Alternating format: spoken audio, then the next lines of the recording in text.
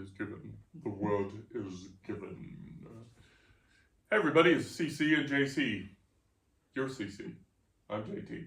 Yes, except you said JC. I said JC. CJ. Or CT. Okay. CJ, yeah. CJ Craig. Okay, we're going to cut this all out. Anyway, it's CC and JT from the CC&JT Amateur Hour, where Production Value Go to Die. That one's over there, CC. And that's JT. And we're going to come to you hot and heavy because we got things to talk about. We're going to just go boom, boom, boom, boom right off the start here, right? Sure. Okay, so America's favorite couple, take it away. Oh, we are coming into the final days of the first round of the America's Favorite Couple competition. We are currently in 6th place in our group. And my understanding at this point is that the top 20 from each group will progress to the next round that starts on July 17th, I'm guessing. So we'll see how that goes. But it also seems like many of the couples were not fully informed about how the competition works. So they have become a little bit discouraged.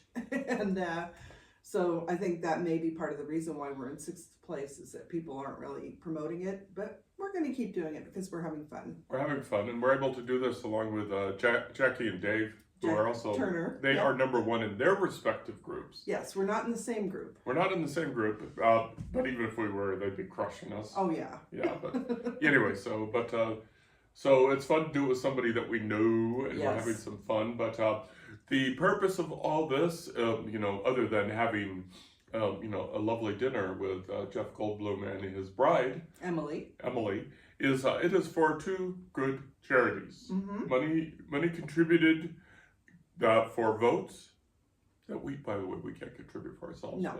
But money donated for votes goes to 2 fine charities, neither of which I remember.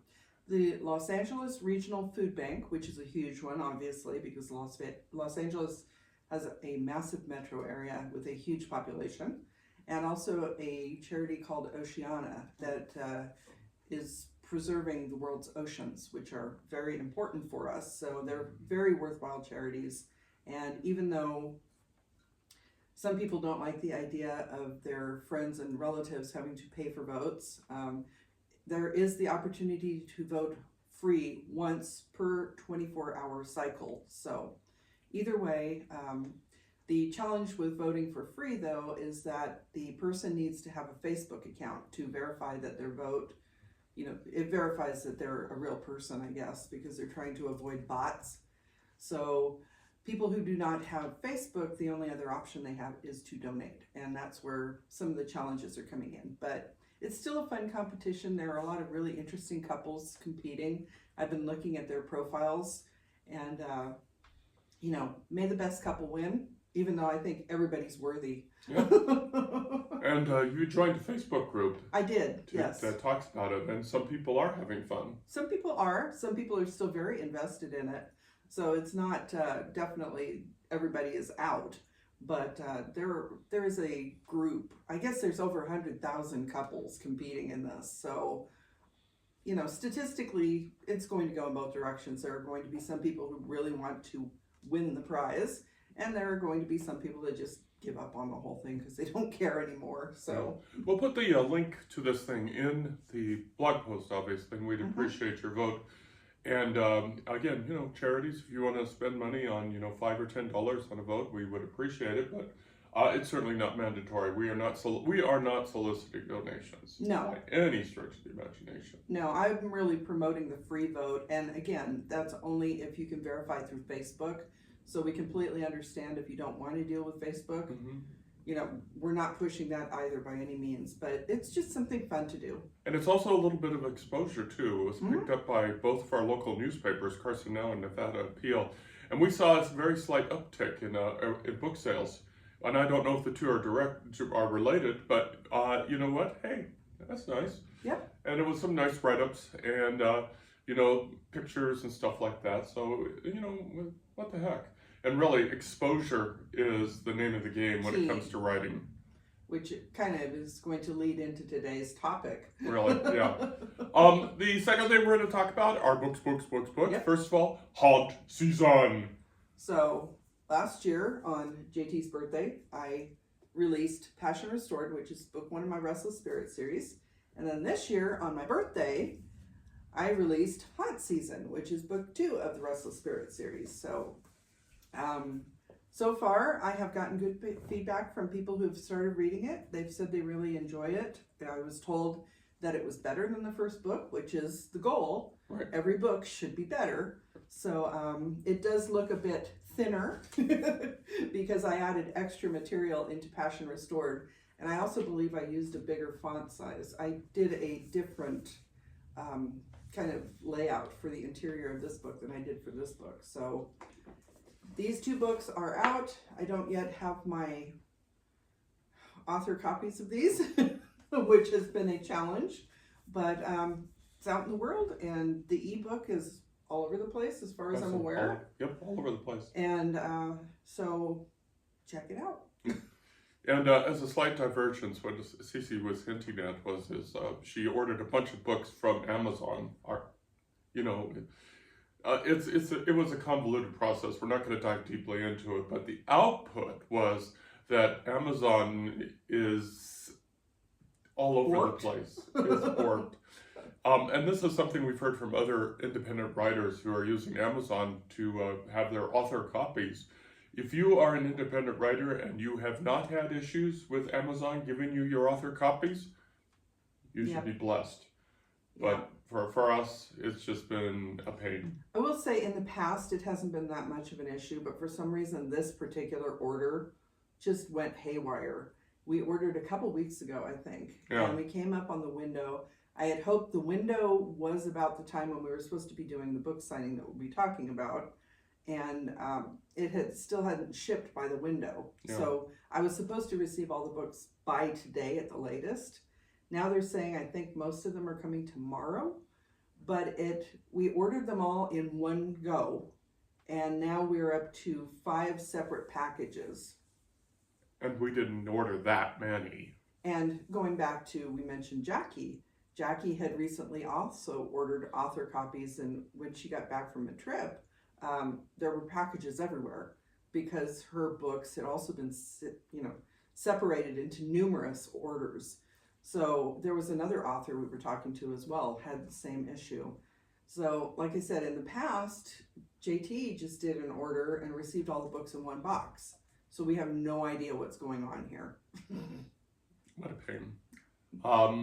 And if you want to order, if you as a writer want to order paperbacks of your own books, they come at, it's a decent price considering everything goes on it. But in the past, there was not nearly this amount of drama and complexity. No. And if the other ones that are easily available to us, Barnes & Noble and Drafted Digital, where we can order author copies, are, like 50% more or 100% more. So. And they take a lot longer to arrive. Yeah. Normally, Amazon's turnaround has been great, but who knows?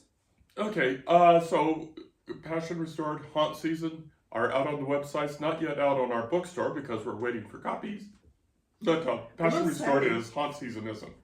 Currently only have 3 copies of Passion Restored in-house, which is nice. Yeah. So that's not a terrible problem to have. Yeah, but we'll be, anyway. So, get them today.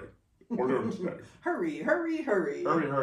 And like we said, the ebooks are all out there. Mm-hmm. Okay, so here is Defying Salvation, which I released sometime this year. I guess it was this year. St. Patrick's Day. It was St. Patrick's Day. Oh, I released this on St. Patrick's Day. Yeah, at Comma Coffee. Yeah. Right, we sat on Comma Coffee. Yep. So that. And then I finally got around to the sequel.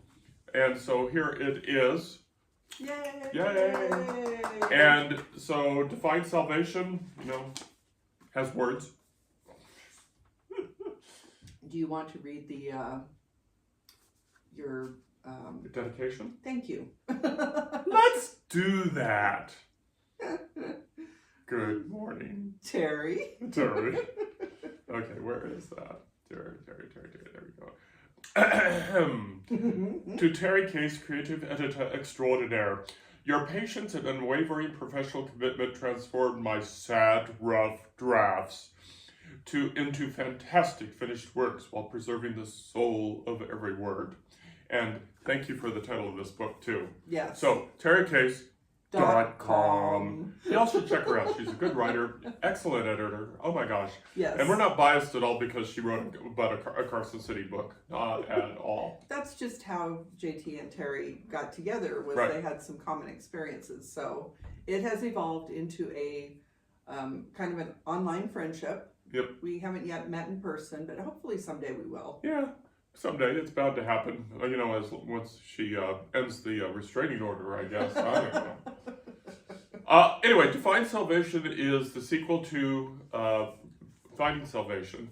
This book is about the last remaining Devereaux on the planet Earth after the Salvation leaves. And it is not a good journey for him. It becomes a nasty kind of journey, actually. And there's a lot going on. Drama. It's a lot of drama. There's a lot going on. And there is an android involved. And the question always comes up when you're writing about self-aware androids is, what is life? You know, what is a soul? And this book tries to address some of that. To what degree? I don't know.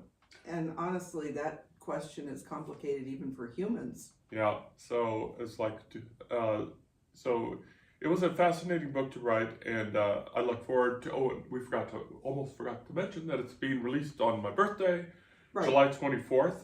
As we record this, that is a week from Friday. Yeah, today is the 12th.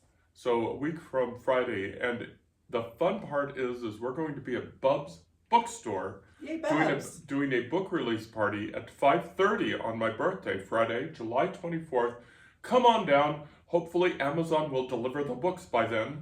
Yes, my heart is palpitating at the thought after watching poor CC go through this. But the entire Salvation set will be there, the 5 books of Salvation, I hope. And we will also bring the Nevada books, and we might even bring a not safe for work book. Which has actually taken off a little bit. And he's referring to the Tucci Chronicles. Yeah. But we mentioned previously that we did a book event, I think actually it was Nevada Pride. And we had the Tucci Chronicles, which is the duology in 1 volume. Mm-hmm. We also had the standalones, which they're 2 books with rather lurid covers. And someone preferred to buy the 2 standalones versus the compilation because of the lurid covers. So, you know, authors, be aware that there are people who will buy your books for the covers because they really like how they look. Yeah, it's fun stuff. Okay, we did a couple of appearances. Again, locally. We're doing this on Sunday morning, so this was a couple days ago. We did one on Friday, and we did one yesterday. Yeah. And they went pretty much about what I expected they went. Yeah, which was fine. You know, when we do book signings now, we have learned that our minimum floor is 0. You know, and if we sell anything more than 0, we're happy. And that's what happened. We sold more than 0. Both days we sold more than 0. Yep. And, you know, that's just the way it is. But we're also, again, going back to the America's Favorite Couple thing, we're trying to gain some exposure, and that is working. Yes. We're going to talk about that here in a second. So the first thing we did was we went to Atria. What's the formal title? Atria? It's Senior Living or Retirement Atria Senior Living. Something like that. We were invited, and CC's going to have her chance, but I was invited to come and do a reading from Sheriff and talk about books. We had a packed house in their library, very warm, no air conditioning, but still, we had a packed house, got to read to the very nice people there. It was a fun group. Mm-hmm. And with opinions, and which is fun. But that's what made it fun. It was fun, and got to answer all sorts of questions, talk about books, talk about us as a couple, because they wanted to hear our origin story. So we got to talk about Wendy's. By the way, good morning, Jack. You guys did a wonderful job. Oh yeah, the bowls this morning were awesome. Thank you. God, thank you, Jack. This is the check in the box on West William in Carson City. Jack, if you're watching this, give them a raise. Yeah. They're wonderful.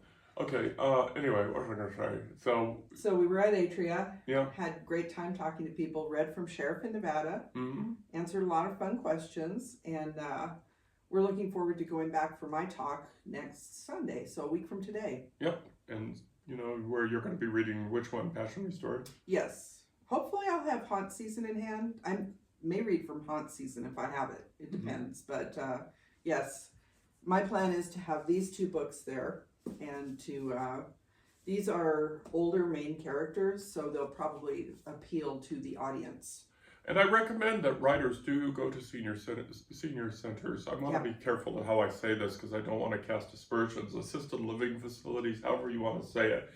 Because, well, first there's the exposure, which is the least of the issues. It's like these folks...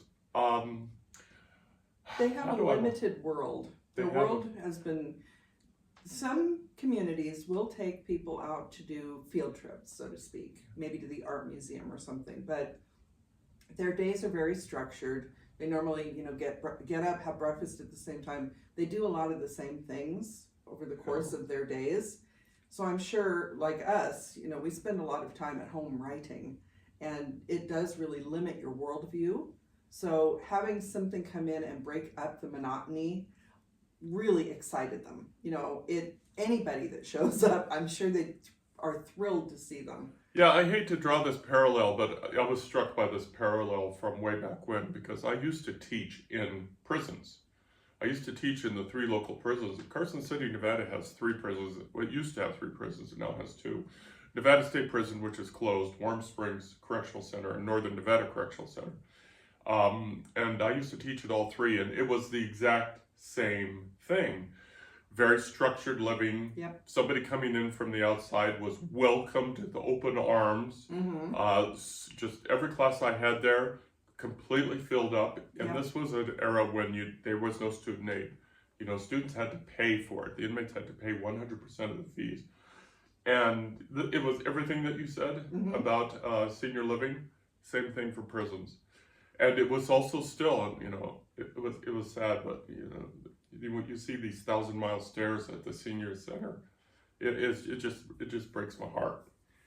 And they are in varying stages of health, basically. Yeah. They are all obviously dealing with some kind of health issues. They are more senior than we are because we are senior citizens at this point. But and we saw a lot of this kind of thing when JT's grandmother was living in a very nice facility in Reno. It was hotel-like. And Atria, also a very beautiful community. They do a lot for their residents, but anything to break up the monotony. Yeah, and it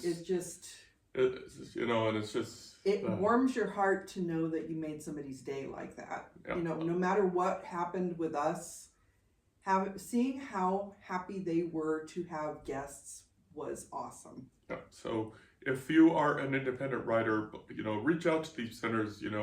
We did sell a book, which we took them just because we were advised to take them. Yeah. And we sold a book, but that really wasn't the point. Wasn't the point, but and also, JT is mentioning if you are an independent author, visit retirement communities. If you're anybody, visit a retirement community. You could go and read somebody else's book to them. You can go in, play games with them. Just go and say hello, because honestly, they really need that outside interaction to kind of break up the routine. Yeah, they've got some mobility. Some of them got some mobility issues, and I think most of them did. Yeah. Okay, so the other thing that we did was yesterday. Yep. We went to Hollow and Quill to do some book signings, and again we sold a book. It was actually a copy of this, and so I did a video yesterday where I talked about the cost of doing book events. Yeah. And the person that I sold the book to was the fellow author at my table. So that happens a lot at these author events. We might not get a lot of foot traffic, but we will buy each other's books. I have such a huge stack of TBRs Hi, Jackie. now. I think I got through Jackie's books. I have other ones, but I didn't buy any yesterday because I really need to get through some of the books I've got already. But Hello and Quill has a very nice setup. Beautiful bookstore. Lots of floor space, lots of books, lots of floor space for folks that just want to go in and browse, read, and tables where you can sit down and maybe work. There's a really excellent coffee shop next door. Romer's. Yeah, that's just a fantastic coffee shop. Just a really nice setup, and we are appreciative to be included in this event where there was like 30 or 40, 50, lots of authors. There were a lot of authors. They were doing panels interspersed with the author signings, and they actually had them broken up by genre. So I was doing the romance author signing, and JT did the thriller author signing. And there was quite the crowd because he actually had more people at his tables than we did at ours, but they had to break the romance group into two. Yeah. So each group had an hour to sit and chat with people. And it looked like the turnout for the panel discussions was awesome. Yep. So our kudos to Hollow and Quill. You know, the perpetual challenge for us, of course, is, you know, because, you know, we sold a book. We went around and spent those profits like right away. So they have some fun swag. This is a Bram Stoker's Dracula. And That's such cool. I got this for JT for his birthday. I also bought a candle, a scented candle. They had themed ones for book lovers, of course. And I couldn't resist because the candle is library and archives, which we've mentioned that was my former career. So, you know, that's why I did my video yesterday on the cost of book events to authors, because more often than not, after all the money we've expended, Hollow and Quill did not charge us for the table space, but they do take a percentage of the sale, as is normal for any book event. So there are a lot of hidden costs. If you're interested, maybe JT will include the link to that video. Oh, yeah. I talked for like 40 minutes. It's a long one. But, you know, these folks got to make money in Yes. order to do that. And, you know, we don't mind it. And that's the challenge. You know, eventually, that's going to be a subject of a video for both of us. Right. To talk about, you know, the cost of doing business. Yep. We've done cost of doing business before, but as we've gotten more and more into book signings, I've lost count actually how many we've done now. It's quite a few. The fact of the matter is pretty much almost every single one, with a couple of exceptions, we have lost money. Now, I think we could say we lost money on everything, because when you talk about the cost of doing business, we still haven't recouped the cost of editing the cover design for the books. If you're talking about individual books, right? I'm just talking about investing, like, in, you know, the booth fees and the travel and the food. Yeah. You know, if we're talking about that as an individual ones, like there's a couple we know, like for example, the Book Fest. True. We did really well at Book Fest, and we did really well at the Bub's Bookstore grand opening. Yeah, we definitely, you know, that was our biggest sales day ever, was at Bub's Bookstore. So that was exciting. But even then, you know, we did recoup the cost of going over there because that was only 5 minutes away. We didn't have the travel time. We didn't have a lot of the extra, you know, going to lunch type of thing. So we definitely did recoup the cost of doing that event itself, but our overall costs, not so much. But the flip side of that is, and CC was talking about this, was the fact that people were recognizing us. Yeah. And that is not, you know, that's getting there. That's getting there. Yep. And, you know, but, you know, talk about that. So part of the reason, like JT said, we're doing these for visibility. So we consider that a little bit of a marketing cost. But the other thing that we're doing are these podcasts, and we do social media. And there were several authors. There were actually quite a few authors there yesterday that we had not met face to face yet. And I was unfamiliar with them because we have such a vibrant author community here in Northern Nevada that we're I don't know what percentage of people we've met at this point, but I think it's a very small percentage of all the authors in the area. But they recognized us because we have been doing these podcasts. Word is getting around because we are interviewing local authors on these podcasts. So they talk about being on the Nevada Author Network podcast, and then people follow along on our social media accounts. So getting out there and getting the visibility is working, at least locally. Right, and the visibility thing is it's priceless. Yes, that's part of our marketing. And eventually it translates to sales. For instance, somebody years ago bought Sheriff of Nevada when it was on KDP. You know, Kindle exclusive. Yeah, when it was exclusive, all of our books have since expanded beyond that, so we can't do exclusive anymore. But you know, somehow they remembered that my book was on their phone or something like that. They opened it up and they read 10 pages this morning, And yay, 5 cents. But that's 5 cents more than we would have had. And that actually confused us for a while because it did happen before. Yeah. In like the last few months, because the sheriff books have really started taking off. And I wonder, somebody when we were at Atria was mentioning that Sheriff in Nevada made her think of the TV show Sheriff County with Marina Baccarin.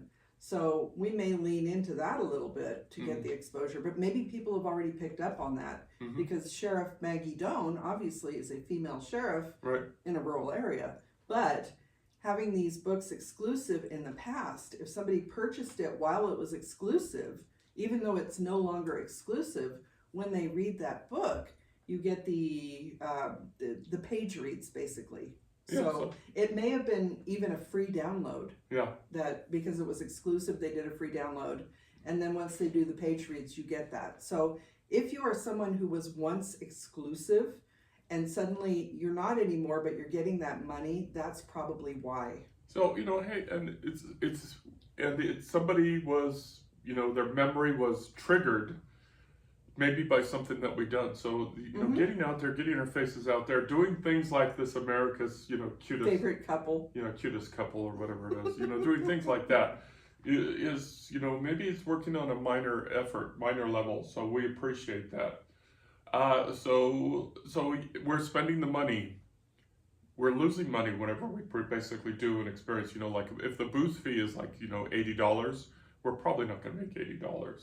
Some of the booth fees are $100 or more. Yeah, and it's like, it's like we just sort of like cringe, but okay. But it's visibility because in a bookstore, for example, we were at Hollow and Quill yesterday, and you look at all the different books on those shelves.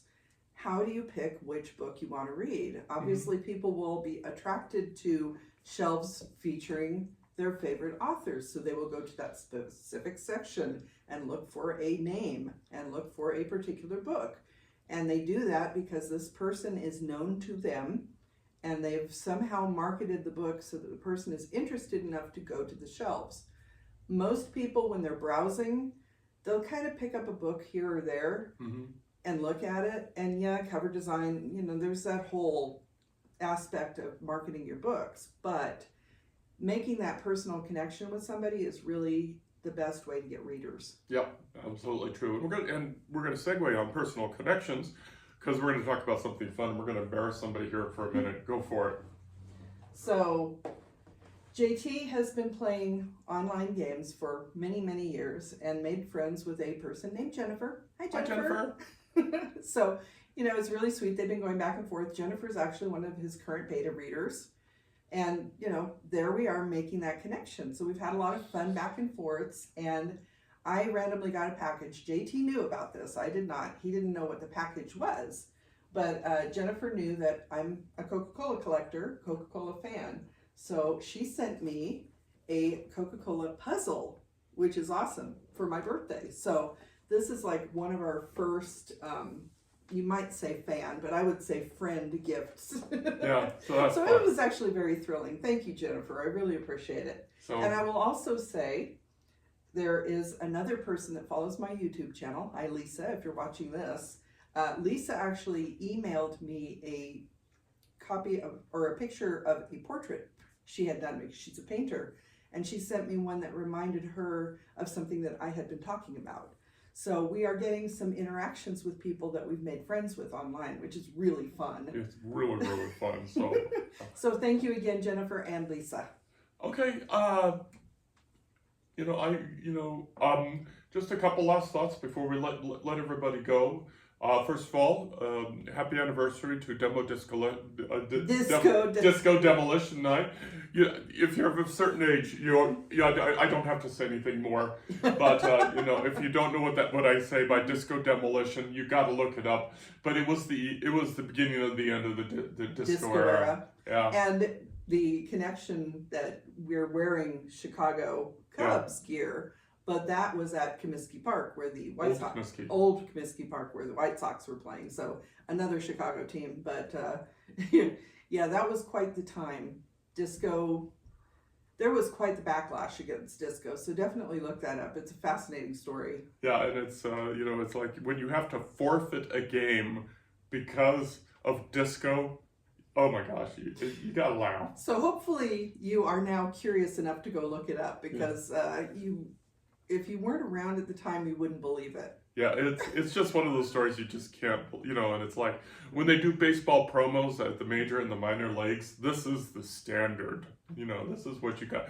Okay, we're going to do this. Let's just not do Disco Demolition Night.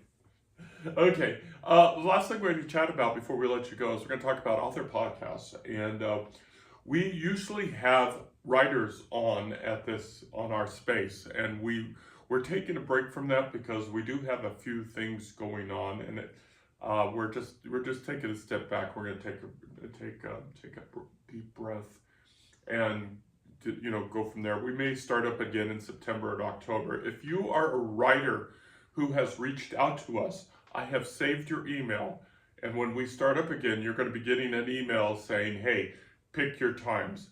And what we're going to do is, what we used to do is on this podcast is every other Sunday.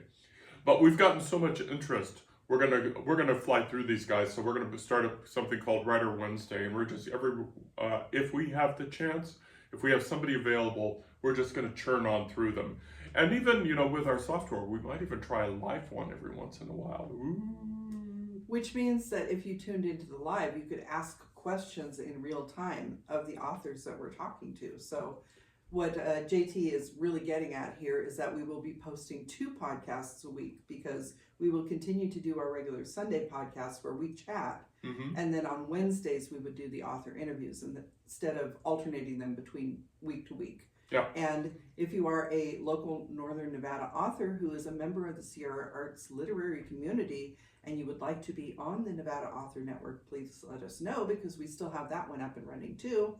Haven't had any authors for a while, but I think we're getting a lot of new members into the SALC community. So you may see more of those new episodes coming soon too. Yep, so that's all sorts of fun. Okay, anything else you want to talk about? I don't know about JT, but at some point we may actually go out and try to appear on other people's podcasts to help visibility. Like I said, I don't know about JT. I may do that, at least. We'll see how that goes. But there are a lot of opportunities. There are a lot of great podcasts out there. Yeah, and you notice we keep coming back to that visibility and everything. And it's like, I can tell you folks, sometimes the writing part is the easiest part of the process. The writing, the editing, the book cover, the proofing, all of that stuff. The marketing is wow. And on that note, coming in October is my next book, Battleborn Bride, and I plan to do an all-out blitz for this one. For most of our books, we just kind of do maybe a week or 2 of pre-sale and say, hey, it's coming soon. But I'm actually going to try to do some of the things that they recommend, like having advanced review copies maybe available through Book Sirens or something, if it's accepted. So if you want to follow along on that journey, I will definitely be doing it over on my YouTube channel, but I do plan to try an actual marketing blitz for this book because I have high hopes for it. I do hope that it may lead to some appearances to talk about history, because it is a historical romance, historical fiction. So if you're new, please follow along, because we'll be talking about that a lot more in the coming weeks. Okay, excellent. Really, please buy our books. If you can't afford to buy our books, please go to your local library and ask that they carry them, because our books are available through Hoopla and Overdrive. You can get them in ebook form very easily. Just download them to whatever you're reading on. Yep. And also Hoopla and Libby.